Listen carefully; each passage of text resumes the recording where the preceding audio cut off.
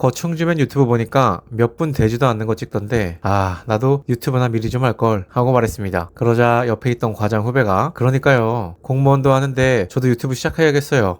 안녕하세요, 직장인 박 차장입니다. 요즘 최고의 이슈죠. 최근 충주맨으로 유명한 김선태님이 퇴사를 하고 개인 유튜브를 시작했습니다. 하루 만에 구독자 100만을 넘기고 3분짜리 영상 하나로 공무원 때 받던 월급의 5배를 넘게 받았다고 합니다. 부럽습니다. 솔직히 정말 너무너무 부럽습니다. 그런데 이걸 이루기 위해서 김선태님이 보이지 않는 곳에서 얼마나 피나는 노력을 했는지는 대부분 잘 모릅니다. 저도 회사를 다니며 유튜브를 하고 있지만 정말 존경스러울 정도로 김선태님은 대단합니다. 그리고 김선태님이 퇴사를 하고 유튜브를 하는 이유도 정말 멋졌습니다. 김선태님은 퇴사를 하고 유튜브를 하기로 결정을 한 이유를 이렇게 말했습니다. 돈을 더 많이 벌고 싶어서입니다. 라고 말했습니다. 시기와 질투를 넘어선 무시. 우리나라 사람들은 주변에 있는 사람이나 자기보다 못한다고 생각했던 사람이 잘 되면 시기하고 질투하는 특징이 있습니다. 연예인이나 운동선수가 돈을 많이 벌면 시기와 질투는커녕 오히려 부러워하면서 주변 사람이 잘 되면 질투하고 시기하는 경우가 굉장히 많습니다. 심지어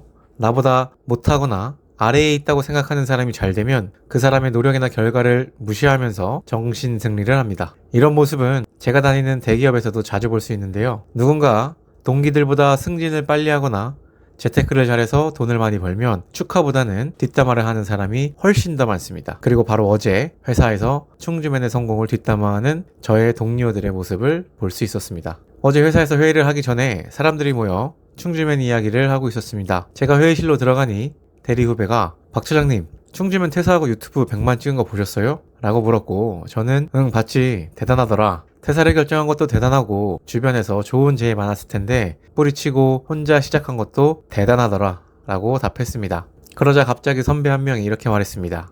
충주맨 유튜브 보니까 몇 분 되지도 않는 거 찍던데 나도 유튜브나 미리 좀 할 걸 하고 말했습니다. 그러자 옆에 있던 과장 후배가 그러니까요, 공무원도 하는데 저도 유튜브 시작해야겠어요. 그런데 유튜브 하면 겸직으로 걸리지 않아요? 라고 말했습니다. 팀장님이 들어오면서 이야기는 자연스레 종료되었지만 저는 여기서 참 많은 것을 느꼈습니다. 대기업이라는 우물 안에 들어와 오랜 시간을 보내면서 대기업이 인생의 전부가 된 선배, 안 된다는 이유부터 먼저 생각하는 대기업적 사고방식을 내세우며 시작도 하지 못하는 후배까지, 저는 이들을 보면서 유튜브를 시작하기 정말 잘했다고 생각했고 아무것도 하지 않았다면 이들과 똑같은 사람이 될 수도 있었을 거라는 생각에 식은땀이 흘렀습니다. 안 되는 걸 되게 하는 것이 능력이라고 생각하는 사고방식. 대기업에 입사하고 신입사원 때는 상사가 일을 시키면 무슨 짓을 해서라도 완성시키려고 했습니다. 특히 상사가 일을 시킬 때 박 차장아, 이거 좀 해서 알려줘봐. 근데 아마 안 될 거야 라고 말하면 무리를 해서라도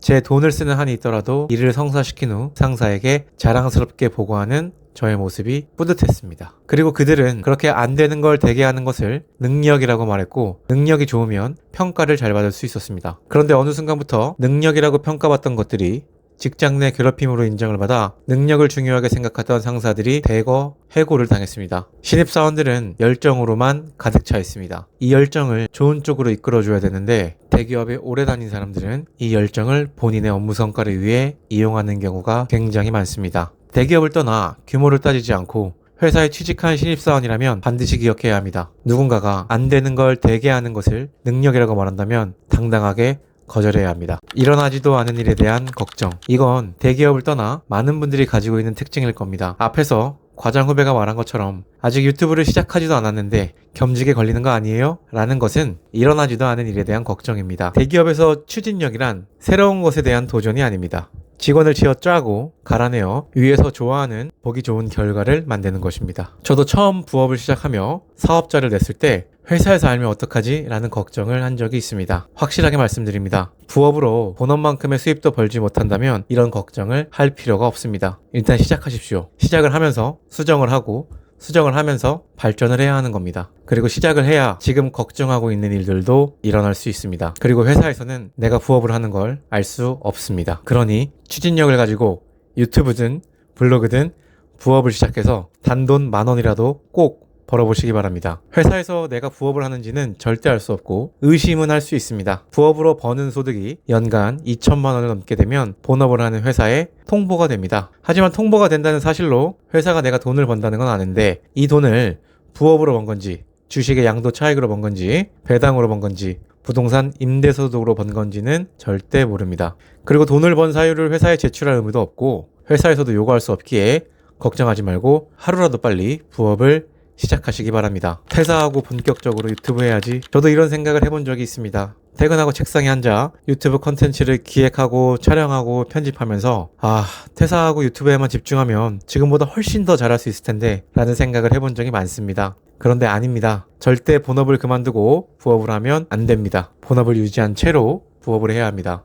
제 회사 동기 중 한 명도 회사를 다니면서 유튜브를 했었는데 유튜브에 집중하고 싶다고 하면서 대기업에 사표를 던지고 유튜브에 더 신경을 쓰기 시작했습니다. 지금 그 동기는 유튜브를 그만두고 일반 중견기업에 다니고 있습니다. 본업이라는 최고의 보험을 유지한 채로 부업을 해야 합니다. 심리적으로 안정이 됐을 때와 뒤가 없을 때 나오는 사람의 여유는 차원이 다릅니다. 저는 절대 회사를 그만두지 않을 겁니다. 그리고 대기업을 다니면서 유튜브를 계속 할 거고 어디까지 올라갈 수 있을지 제가 직접 실험해 볼 겁니다. 돈을 더 많이 벌어서 사랑하는 와이프와 일론이 그리고 신바 베코와 함께 더 좋은 곳에서 더 행복한 시간을 더 오랫동안 보낼 겁니다.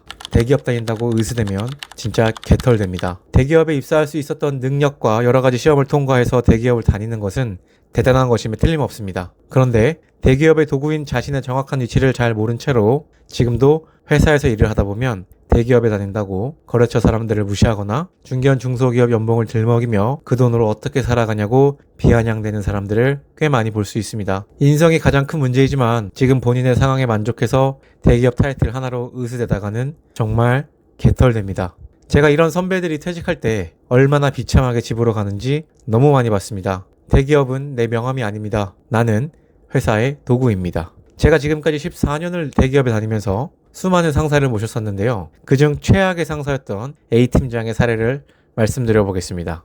A팀장은 총 7명의 부하 직원을 이끄는 팀의 리더였습니다. 본인이 기분이 좋거나 위에서 칭찬을 받으면 인생 뭐 있냐? 하고 싶은 대로 재밌게 일해라 라고 말하며 팀원들에게 자신은 깨어있는 듯한 언변을 펼쳤습니다. 그러다 본인이 불리해지는 상황이 오거나 위험한 상황이 오면 내가 언제 그렇게 하라고 했냐? 라고 말하면서 부하 직원들의 행동을 질책했고 특히 본인보다 출근 시간이 늦으면 따로 불러 회사에서 정해진 출근 시간 말고 본인보다 일찍 출근하는 게 예의라며 일찍 출근하라고 스트레스를 부하 직원들에게 푸는 사람이었습니다. 사실 저는 그때 A팀장이 뭐라고 하든 당시 영업직군에 있었기에 귀담아 듣지 않았습니다. 제가 이건 따로 영상으로도 만들어서 말씀드릴 건데 영업직군이 좋은 게 내가 이룬 성과에 대해서 객관적으로 공정하게 평가를 받기에 본사나 다른 직군처럼 평가를 부서에서 돌아가면서 받는다거나 윗사람한테 아부하는 사람이 평가를 잘 받는 일은 불가능했기 때문입니다. 제가 A팀장을 저의 인생에서 지운 사건이 하나 있습니다. 팀 전체 회식을 하던 날이었습니다. 다들 기분 좋게 술을 한잔하고 회식이 마무리되어 갈 때쯤 갑자기 A팀장이 팀 전체를 주목시키며 말했습니다. 오늘 나한테 술 5잔 미만으로 따라준 사람은